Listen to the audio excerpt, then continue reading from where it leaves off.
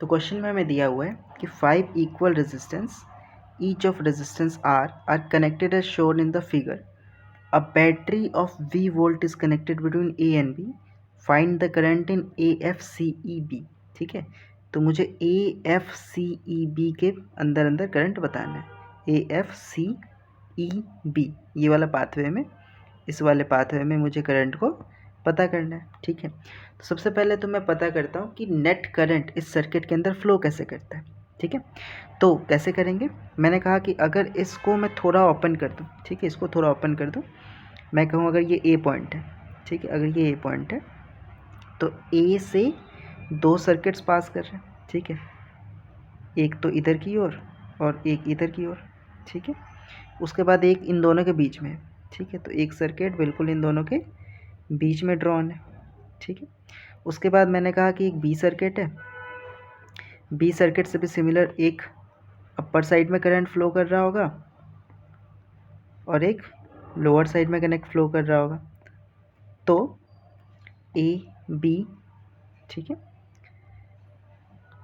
C D E. ठीक है, तो मैंने ध्यान से देखा तो ये एक व्हीटस्टोन ब्रिज का फॉर्मेशन कर लेते हैं. ठीक है, यहाँ पे ए बी सी और डी का फॉर्मेशन हो जाता है. ठीक है, यहाँ ध्यान से देखा जाए तो बी से लेके डी तक सर्किट जा रहा है, ए से लेके सी तक सर्किट जा रहा है, मतलब यहाँ पे एक व्हीटस्टोन ब्रिज का फॉर्मेशन हो चुका है. ठीक है, अगर व्हीटस्टोन ब्रिज का फॉर्मेशन हो गया और सबकी अगर रेजिस्टेंस आर है तो मुझे क्या पता है, according to balanced Wheatstone bridge अगर सेम करंट पास हो रहा है दोनों सर्किट से, ठीक है, तो यहाँ सेंटर वाले सर्किट से कोई करंट पास नहीं होगा. ठीक है, तो मुझे क्या दिख जाएगा, मुझे दिख जाएगा कि ए बी और सी डी के बीच में जो करंट का फ्लो हो रहा होगा. ठीक है, अगर मान लेते कि यहाँ एक बैटरी होती तो जो करंट का फ्लो हो रहा होता वो कुछ ऐसा होता कि यहाँ से जो करंट गया है वो सेम करंट इसके अंदर भी जा रहा है I1, और जो यहाँ से करंट गया है I2 वो सेम करंट इधर भी जा रहा है. ठीक है, अच्छा, और नेट हमारा करंट जो सर्किट में होगा वो क्या होगा, वो होगा I1 प्लस I2. ठीक है, चलिए अब शुरू करते हैं. तो हमने कहा कि यहाँ से नेट करंट I ड्रॉ हुआ था जो कि 2 पीसेस में टूटा है, I1 और I2 के अंदर. ठीक है, अच्छा, तो अब सर्किट सॉल्व करता हूँ अगर मैं, तो मुझे क्या मिलता है कि R और R 2R सीरीज़ में है. यहाँ पे भी C और D से R और R 2R सीरीज़ में है. ठीक, तो 2R और 2R के मैं 2 सर्किट्स बना लेता हूँ.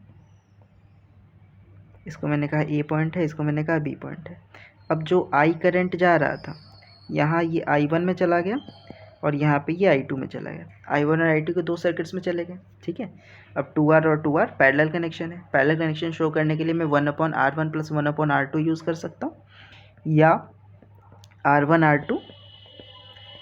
प्लस R2 यूज़ कर सकता हूँ. ठीक है, तो मैंने जब वैल्यू डाली R1 की, इसको R1 मान लेते हैं, इसको R2 मान लेते हैं. ठीक है, तो R1 की वैल्यू आ गई थी 2R इंटू R2 की वैल्यू आ गई थी 2R upon 2R plus 2R. ठीक है, तो जो मेरा नेट रेजिस्टेंस आ गया था वो कितना आ गया था, 4R अपॉन 4R. ठीक है, sorry 4R square upon 4R, क्योंकि RR स्क्वायर बन जाता है. तो 4 से 4 कैंसिल, R से R कैंसिल, हमारे पास जो बच जाता है वो बच जाता है सिर्फ R. ठीक है, तो नेट R इक्विवेलेंट जो हमारे पास बचा वो बचा है R. क्वेश्चन के अंदर पूछा गया था कि करंट ड्रॉन कितना होता है. ठीक है, तो मैंने कहा कि ओम्स लॉ के हिसाब से, from Ohm's law V equals to I R होता है. ठीक है, V equals to I R होता है.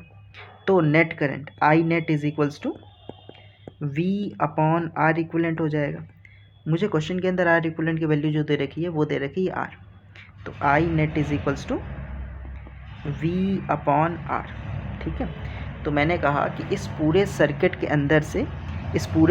अंदर से जो करंट फ्लो कर रहा होगा वो कर रहा होगा V अपॉन R. ठीक है, तो मैं यहाँ लिख लेता हूँ कि जो नेट करंट जो फ्लो कर रहा होगा, अगर मैं यहाँ I की साथ में लिख दूँ V अपॉन R फ्लो कर रहा होगा. ठीक है, तो यहाँ पे जो I1 और I2 पीसेस में गया, मतलब करंट के 2 हिस्से हो गए होंगे. ठीक है, अगर मैं इसको I1 ना लिख के ऐसे लिख लूँ कि जो नेट करंट था I, इसके 2 पीसेस हो गए, ये I/2 इधर चला गया होगा और I2 मतलब I/2 इधर चला गया होगा.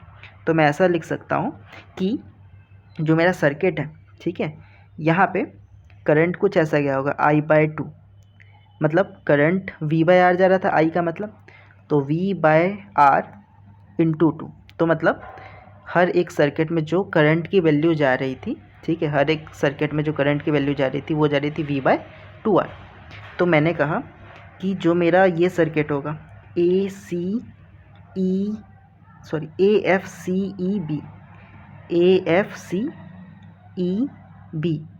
इसके अंदर I/2 करंट जा रहा है और जो रेजिस्टेंस की वैल्यू जा रही है वो जा रही है V/2R। सिमिलरली यहाँ से भी जो करंट जा रहा होगा किसमें, FDC और E के अंदर, ठीक है, इसके अंदर भी जो करंट की वैल्यू जा रही होगी, ठीक है, सॉरी इसमें से तो जा ही नहीं रहा होगा ना, क्योंकि ये अपना उसमें आ जाता है व्हीटस्टोन में बैलेंस। तो FDEB से या ADEB से जो जा रहा होगा वो भी जा रहा होगा I/2 करंट, और I/2 करंट मतलब V/2R, ठीक है।